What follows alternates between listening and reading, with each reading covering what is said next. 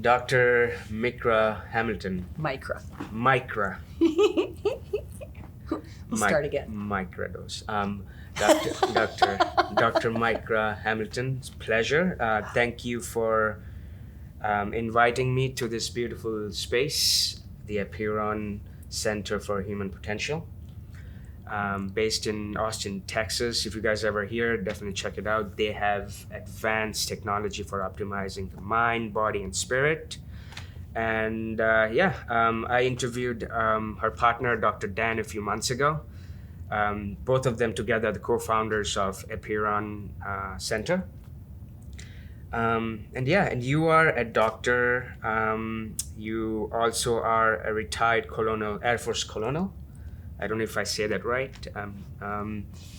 For a long time. So tell me more about you. It was a pleasure.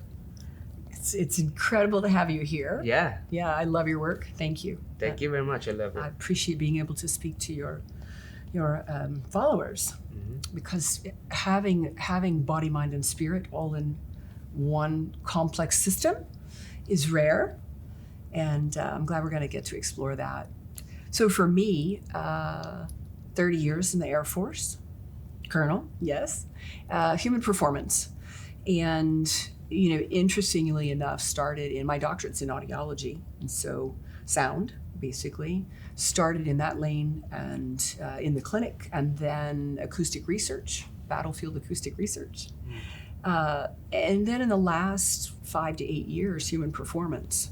And that was because we had the corporation in the civilian side, and they wanted to merge that skill set into their system. And so it was a beautiful experience of doing really advanced things that even they weren't doing. And so I was able to take a lot of our research and development over time of the complex systems human there to benefit the soldiers and the airmen. I just love them, right? 30 years is most of my life, as you can imagine.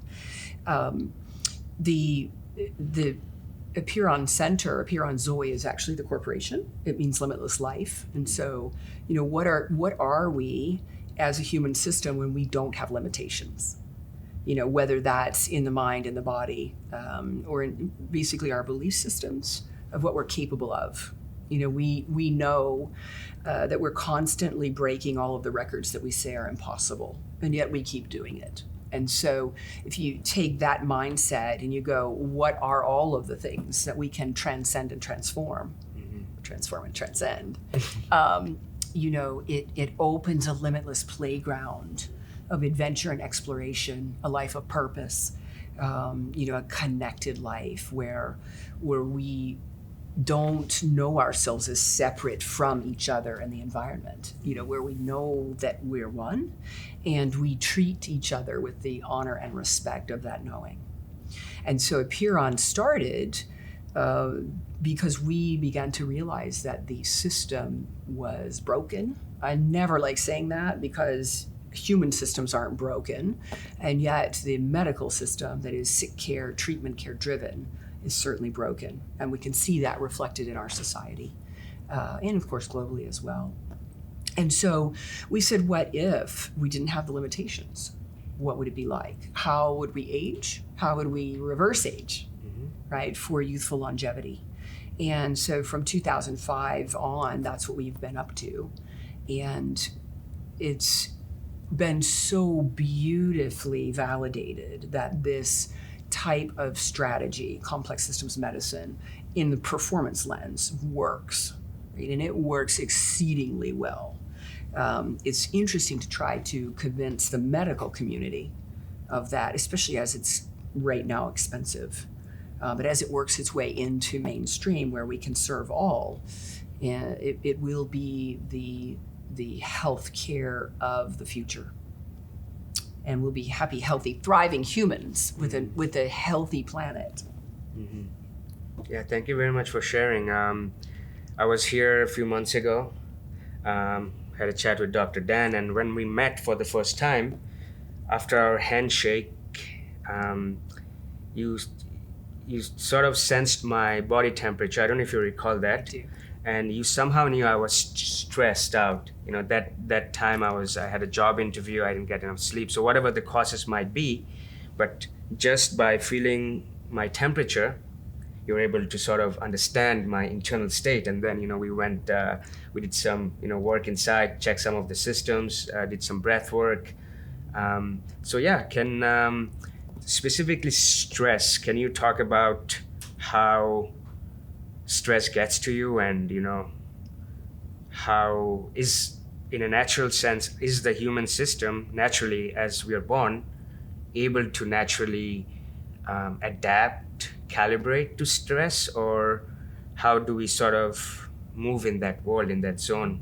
Is our structure of society designed to help us know?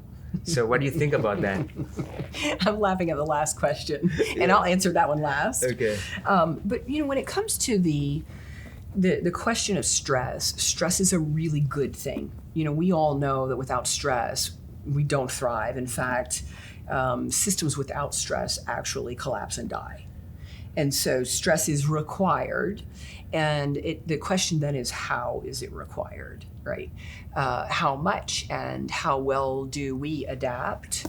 And how agile are we with the stress that we encounter, keeping the system in an idle and neutral place, activating when there's stress, deactivating back down when that project or whatever the stressor is lessened, and then going down into relaxation response when we really want to turn the system off and chill, right? So if you look at stress from the perspective of too much stress, right, just the right amount and not enough. And I flip them backwards because it's important to understand that stress doesn't matter if you're underactivated or overactivated. It's still a stressor on the system. And knowing that the Goldilocks zone is homeostasis, right? How do we get to homeostasis? How do we stay in homeostasis? And then meet the activity in the environment in real time. So I'm walking down the street and I perk up because somebody's running toward me. Now, are they running toward me because they're running and they're out exercising? Or are they running toward me because they're going to grab my bag? Right? That's going to cause, of course, very different reactions in my system. And as I sense that, and I make the decision of, am I in danger, or is this a runner out exercising? Right now, there's the difference. When one is stressed, and I'm going to say preconception, right? And this is an interesting thing. So if you say preconception, our moms are living their lives, and maybe they've had a childhood that was challenging, high stress levels their whole lives. They're in a job that they cannot tolerate. They have a relationship that is fracturing. They have now this new life coming in. What is the baby? What am I sitting in my mother's, right, belly? What signals are coming from the outside that are informing my nervous system as it's being developed, right? So if she was stressed her whole life, now I have that because that's being developed. It's already there and I'm developing in it. And then if she has real-time external stressors, that's compounded on top of it. Now I'm already in a hypervigilant state in the womb as my development occurs, right? Now I go to the hospital and we have, an interesting birth in a sterile environment that isn't caring and loving and nurturing, right? As amazing as the docs and nurses are, it's not set up to care and nurture like other cultures in the world, who really care for their mothers for a very long time even after they have the baby. But so you have a birth that is traumatizing to both the mother and the baby. And now life equals danger. I come in thinking that this environment is a stressful environment and that I always have to watch so that I can keep myself safe. Right? And then we do neurodevelopmental stuff on top of it, and the environment that we're in, whether it's harsh and screaming or really nurturing and loving, all of that modulates the nervous system, right? Along with the food. If I'm eating McDonald's, now I'm talking about after, right? When I'm finally eating food, if I'm eating McDonald's versus whole foods that grow on the planet, and are harvested and eaten immediately, big difference in how my stress is going to be. If my mother sings lullabies to me and she soothes me and she touches me and moves me and cradles me, my nervous system is going to know that, yes, while this might be a high stress situation, I have some protection, I have nurturing. The opposite is the baby who's left in the crib or left to cry it out all night. Oh my heavens. I mean, you can imagine, right? So stress starts from even before we're born, and then our coping skills are based on our environment and who's in it and, who is nurturing us. And so by the time we get to adolescence, and now we have this new pressure of being attracted to boys or girls and wondering what our peers think about us. Are we wearing the right clothes? Do we have the right hairstyle? You compound and compound and compound the stress and the pressure. The nervous system now goes into contraction and often sits in a fight or flight state all the time. So when we were talking about your hands, and they're still a little bit cold, just a little. What I was referring to is this peripheral blood flow. So the body, when it's in fight or flight, it takes all the blood here so that it has all the resources to escape. So it's going to pull from the distal fingers, the toes, and when they stay at a we call it chronic sympathetic tone, where they're always cold. Some people go, well, that's my thyroid, or I didn't get enough sleep, which those things can impact it. But generally, it's because the body is it's really in an evolutionary fight or flight because of the stress signals that it's been fed forever. Or that it's encountered forever. And so the fingertips are supposed to be 85 to 95 degrees Fahrenheit. When you have that, you can take a piece of milk chocolate and melt it in your fingers at 85. And at 90, 92, you can melt dark chocolate. So I know, I love this, right? It's like, go get a piece of chocolate and just touch it. If it doesn't melt, right, you might have a little stress in the system. But, it also goes to oxygen delivery across the system, right? Because the blood, the hemoglobin, carries the oxygen. And then the carbon dioxide level is what offloads the oxygen to the system.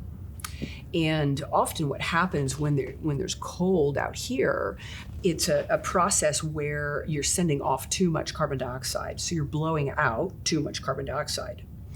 And as that happens, the hemoglobin can't deliver all 4 of the oxygen molecules. So you might get 50%, 60% delivery of oxygen. Now what happens in the brain with that is, if you're fully delivering oxygen, the brain is working the way it's supposed to work. You're going to have really clear and focused concentration, the ability to meet all needs. The executive skills centers are doing very well. So, concentration, memory, focus, discipline, motivation and drive, inspiration, all of that is just working beautifully.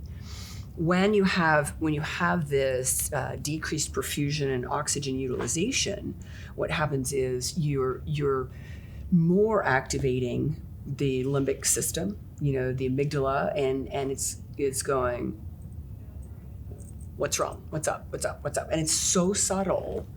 And if you have it there all the time, you may not even recognize that that's always happening. But when you get overly stressed, then the reaction is quite large. You can't keep anything in your brain. You react to people and become like the little monster that snaps. And it takes the system restoring that oxygen delivery to come back into consciousness, to realize, oh, I hurt the one I love. Oh, I'm so sorry, I didn't mean that, right? And you hear that a lot. And it's wonderful when we apologize. But if we're always reactionary, people tend to not want to be with us, to let us apologize. And so stress has, I believe, physiologically, mentally, even spiritually, has the biggest impact on the system. I would say it's the biggest modulator of epigenetics. Thank you for sharing. That's you covered many different realms when it comes to you see this interconnectedness, right? How it starts before birth. We are getting like signals, and that's what we talk about. Like, what are the signals that's coming in from the environment? How the mother is feeling, the outer environment, the temperature, the light. So we are since the day we are born or before a preconception, we are sort of put on an infinite signaling stream, and it goes on throughout the life, and we develop different ways to cope with stress. And one thing, and you spoke about hormetic stress, hormesis, like you apply some synthetic stress to your system, go up to a balanced level and deal with it real time. And that has sort of like shifted my life, especially when I do sort of like qigong or some breath work, or even weightlifting, right? You are applying some sort of synthetic stress to your system, and when you sort of connect to it fully with your consciousness, like when you feel like your body is collapsing, but then you stay in that zone. And it came from one of my teachers, John Wineland, back in California. So some of the practices we did was he would make us, do a horse stance, like a qigong horse stance. And at the time we are sort of losing it, or like, we're about to collapse, our heart is about to collapse. He would challenge us to open our heart, like, especially like one of the practices, we would put our hands here. He would ask us to open our heart in the midst of, so it's what the intention of the challenge was: when life throws us stress, or like, stressor, a signal, how can we remain open? So that's one of the ways I feel like, the spiritual realm or the spiritual practices come in and help you out. And, you have yoga, and you have different modalities, you have meditation. And I think, we have to, when it comes to human optimization and performance, if we have a daily routine, a structure to sort of embed some of these practices in our day-to-day life, and then you have, a real life stressor come in, and it's unpredictable, right? When you walk out, you have, especially in the city, I come from New York City, right? You have, when you're crossing the street, you have to focus your attention on, whether you're getting run up by a car, you have the noise, and you have tunnel vision. So you have all these things coming in, and how do you sort of remain calm so that you can, have a calm life, things like that. And now I'd love to talk about, you have city and you have nature. I really love how the natural world acts as an ally to our improvement. And what are your thoughts on that? Hiking, breeze, climbing up mountains, nature. What's your thought on what's your, what do you suggest are some of the practices we can take, especially living in an urban city? How often should we go into the natural world and experience this? Every day. Every day. Every day. Every day. It's interesting. We're humans who are designed to be one with our environment.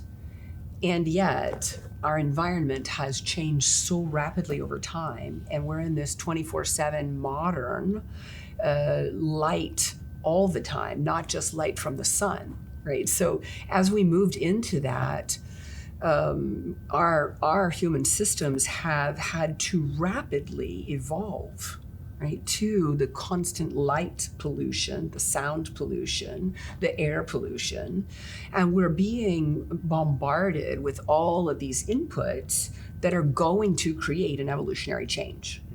And that's not a bad thing. It's not a bad thing, right? Humans change because of new pressures from the environment. And so we say, thank God for modern expansion from the perspective of our lives are the most luxurious on this planet that they've ever been in history, ever, right? People love their air conditioning, right? And love the modern conveniences. And many have continued to stay in nature, stay connected to the rhythms of the planet that are the rhythms right now of the human system. Many have not. And we're seeing the signs of that in disease state, in disconnection from each other, right? In this warring mindset of give me more, I want more. Mm-hmm. And so the question of how often is it ideal to be in nature is every day, even if it's 10 minutes.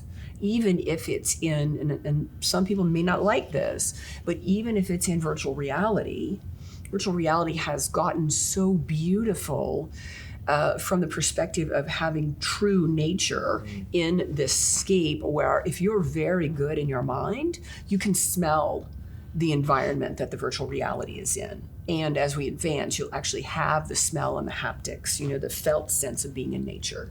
Of hearing the insects' wings and the birds flying and the animals making their beautiful sound.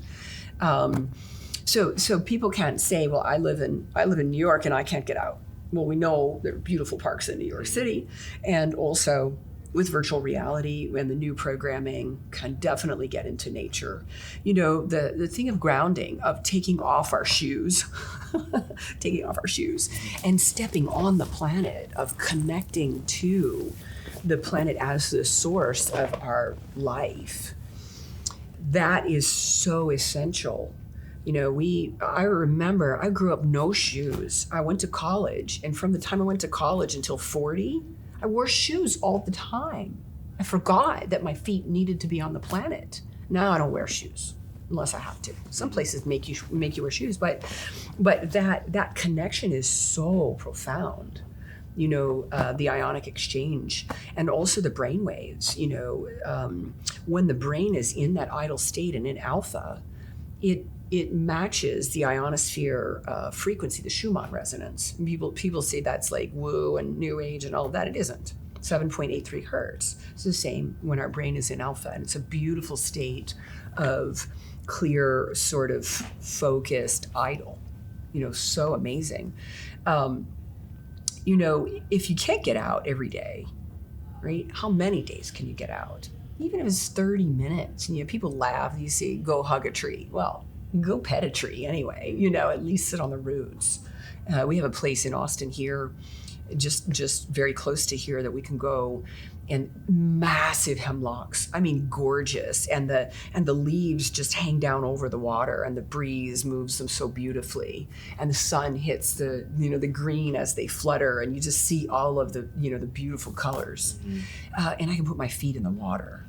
And so I'll often put the feet in the water and simply breathe, 5 seconds in, 5 seconds out, 5 seconds in, 5 seconds out.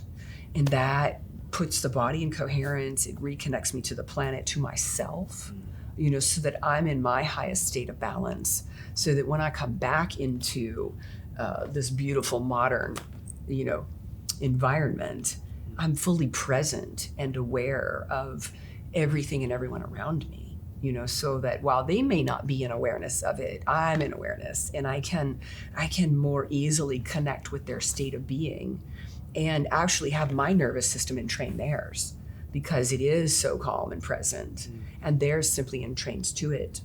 Absolutely, yeah. When we always affect each other, right? If you have a board meeting, if someone walks in, everyone feels their presence, how grounded they are, or like how calm they are. Yeah, absolutely. Or not, yeah. So it's beautiful what you described, how nature acts, in like sort of elevates us, the stimuli and the signals. And I was reading was reading about this theory called attention restoration theory, ART, developed by Doctors Kaplan in the 1980s. A bunch of research papers talks about, especially our attention, the one of the attention required to concentrate on daily tasks, like the directed attention. So what happens when you are in the city life, as you're walking the street, your attention is just to see around, like, whether you're crossing safely, are you avoiding someone, things like that. Like, it's in survival mode. But then it takes away, it's a limited resource. Right. And then it will take away, say we go back to the office and we want to focus on something else. So a part of it is depleted. But then when you go in nature, they talk about something called inherently fascinating stimuli. So when you watch the clouds or a sunset or the ocean, right? Your attention is directed to something beautiful, but then your direct attention, it's sort of getting replenished. So that's one of the reasons, a few days in nature and you can sort of like focus on your other stuff. So in that, we also need to get reminded of how we can connect to the sense of awe. Yes. Like clouds. It's my favorite thing. Yeah, when I'm sometimes working in a cafe, I would, there is no nature near me. I want to step outside, I'll just stare at the clouds and people might think I'm crazy or something, sometimes homeless. Maybe they'll join you. Yeah, like, what is this guy watching? Is he like... Yeah. I had a beautiful experience last night too. I was like looking at the stars and I see like, wow, I haven't seen so many stars back in New York, like Orion's belt and this and that. Like, wow, It's so amazing. Like, there's infinity. And speaking about infinity, like, I like the way you guys, one of the core essence of Apeiron is limitless. When I hear the word limitless, it talks about infinity, potential, the idea that we feel in this realm, we feel we are bounded by our body and mind, but then when you sort of wake up, you see your expression can be limitless. So it's a beautiful feeling. Yes. It's really interesting that you bring this up, and I'm so grateful. With the awe, we on the test that you did, and it's a psychophysiologic stress profile is what we're talking about with carbon dioxide measurement, and it basically stresses the system and then watches how it returns to normal state, if it was normal to begin with. But in that, we ask, tell me about the last time you experienced awe. And to tell you how many people can give me an awe experience, less than 50%. And so we have to say, well, what about a child? You had a child. And, oh, yes. When my child was born, I experienced awe. That might have been 20 years before, right? As opposed to those of us who awe is a daily occurrence. And we simply recognize it because we're looking for it, right? It's you find what you look for. Awe creates incredible things in the human system, and especially in the creativity centers of just imaginal dreaming of what can be, right? And when we get out of our way and we don't hear the voice of what won't work because the tech isn't ready, or hasn't been invented yet, or that's impossible, Mickra. You just go, what? Anybody who tells me that, I'm like, I'll go play with somebody else. But the awe I find is the energy that is the most fulfilling. It's the most creative and the most connecting. And when you move awe into what you were just referencing of our limitless nature, limitless doesn't include I'm confined to this carbon vehicle. It doesn't include I'm confined to this room, to the city, state, country, planet. Right? Creation is all of it. We are all of it. And so if we can step out of our limiting programs that say that we're a one-time use human being that is going to be judged as either good enough to go to heaven or not good enough and to go to the other, which is so limiting for limitless beings, right?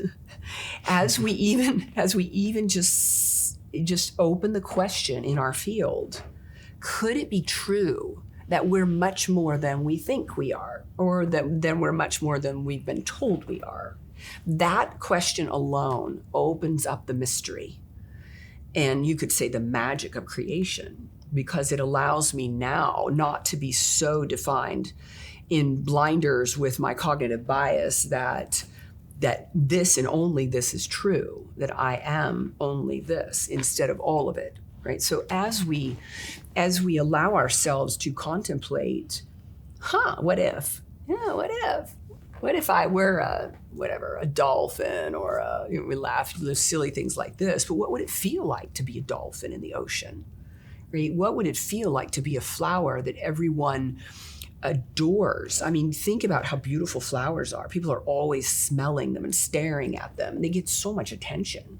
What if we were, think about the little puppy that's so cute, or the little baby, right? That is so present, even though the baby doesn't have really a clue of how to speak and walk and talk. They're so present, and everything is curious to them. They know themselves in a bigger way, right? Not in an intellectual way like we do, but they don't distinguish themselves from the environment. They're part of all of it. What if we decided we were going to do that, of recognizing that the sound that's coming from the environment to my ear is actually information from me to me, right? So even if it's like a motorcycle that we're going to have to jump out of the way of, that's information so that I'm safe, right? And so as we like to say magical thinking, right? If you allow yourself just to simply be like you were as a child and to think magically of the what ifs. I love Peter Pan. Peter Pan is so cool. I mean, think about that. Just to stay in a childlike perpetual state so that there's awe and curiosity and magnificence of each experience, each encounter with a human being, or even with the carpet, right? Of feeling what the carpet feels like on our feet. It just opens us up to so many possibilities.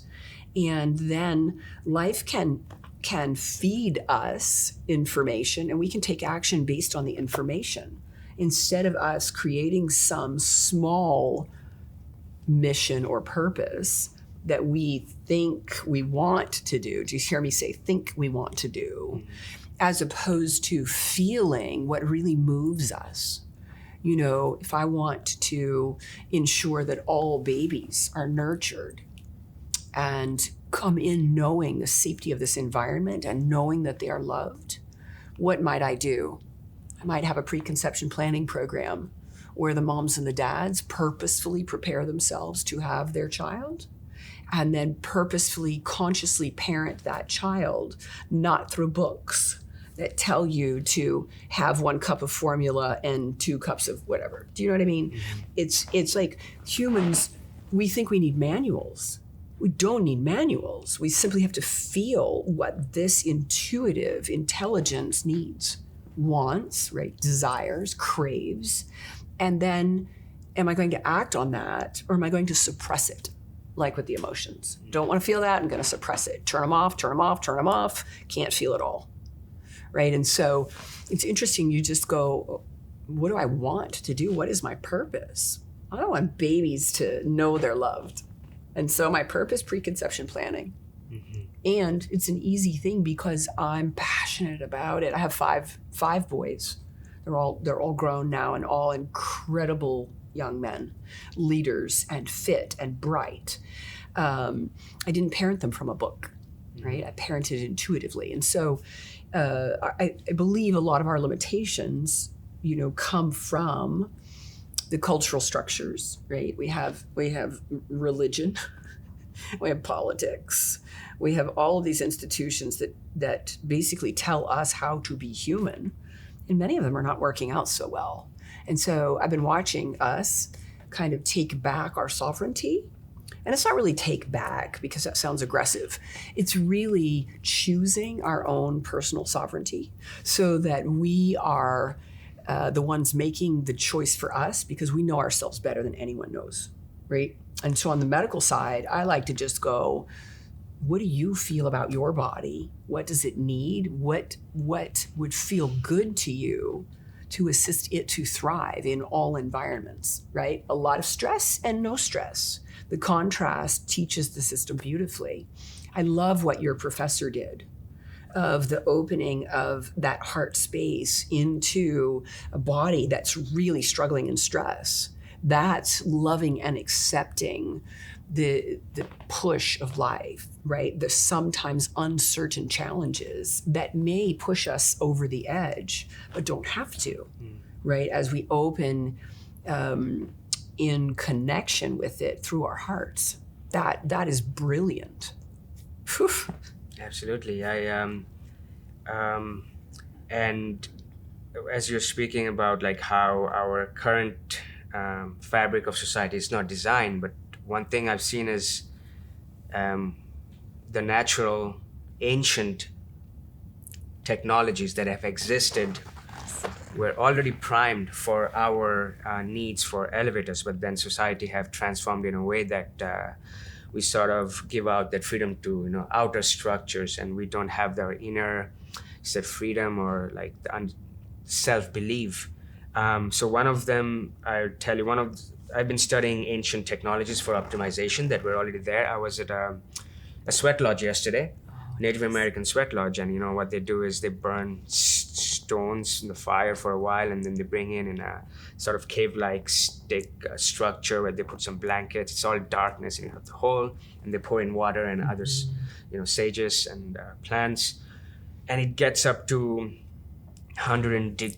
more than 100 degrees Fahrenheit, right? In that little box or like semi-cubital structure, and what that taught me, obviously the heat takes you to the brink of stress, like you're applying synthetic like temperature to your body, and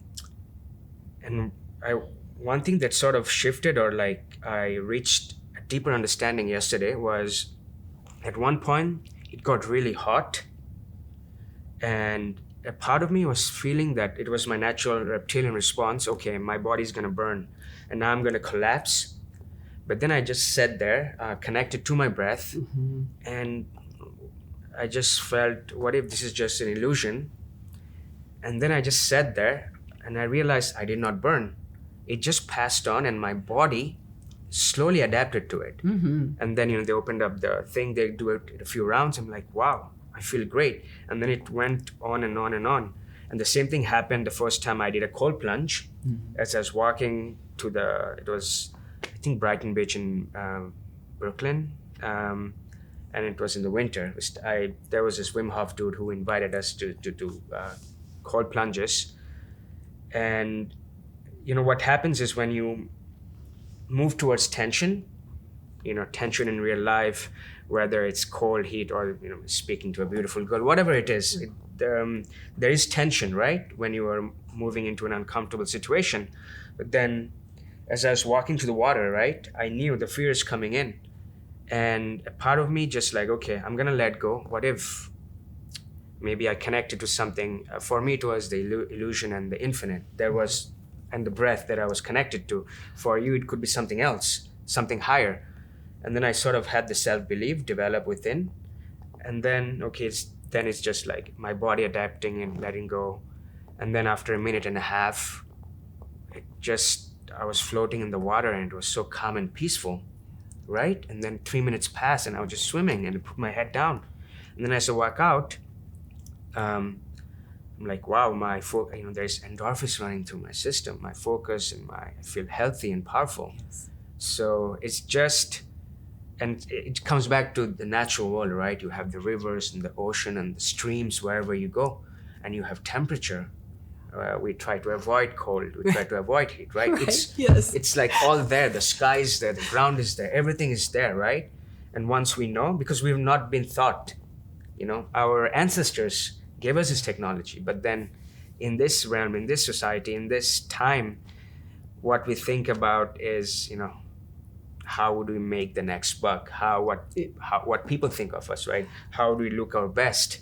Instead of just like, this is where we are, and just sit and relax into it, and information will flow in. Because as you said, I like how you put it, like, what if the sound coming in is information for me, from me? Right. And that's the deeper perception, I feel, is the evolution. We think, okay, evolution is just, developing wings, and maybe it's possible in the future. I don't know if that's the route we're taking.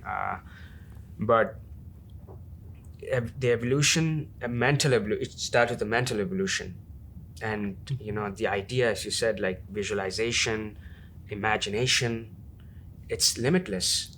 Yeah. You can imagine what you want to be, and that's how, I think some ancient Vedic books, like how the world is, how reality is the imagination of something higher. You call it God, source. And we have the potential to do that as well. Yes. And see, look what you and Dan have created based on your idea, your thought, your seed. And it's really powerful. So powerful. Yeah. And I love that you did the Temescal. I also 2 weeks ago did the Temescal in San Diego, and I was so touched by the natives' honor of life, the babies and the mothers and the grandmothers and the fathers, and the ancestors. We, at least Westerners, tend to disconnect from our ancestral lineage, the gifts that we've been given, that have come down through that line, both the amazing things that feel good and the things that don't feel good at all. Right? They're so rich with history and so rich with our ability to learn from them and to honor them and to not disown our wisdom keepers as they age. The putting them away into homes makes zero sense to me, right? And so I love the tradition that pulls us back into the wisdom of the ancestry, and I'm also very, very hopeful that we're going to bring that back into the Western culture and bring our wisdom keepers home with us. For me these days, I'm in a really interesting place of contemplation over what's out there, right? What's outside of the earth and, out in the universe and out across the multiverses. And it's so funny because it's not out there at all. It's right here, right, in different frequency bands and different availabilities of connection. And so as we move into knowing more and more of these limitless states through advanced technologies, you can say empathogens and theogens, tech of stimulating the brain, so many ways for us to know ourselves as an enhanced human, to connect with sources and resources that are outside of the physical dimension. Things are going to change very rapidly.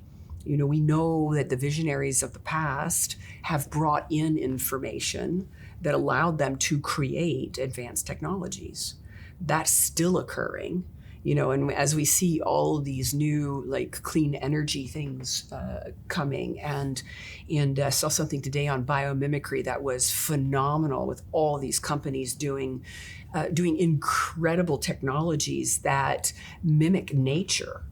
It's like we don't have to redo anything. Our example is right there in front of us.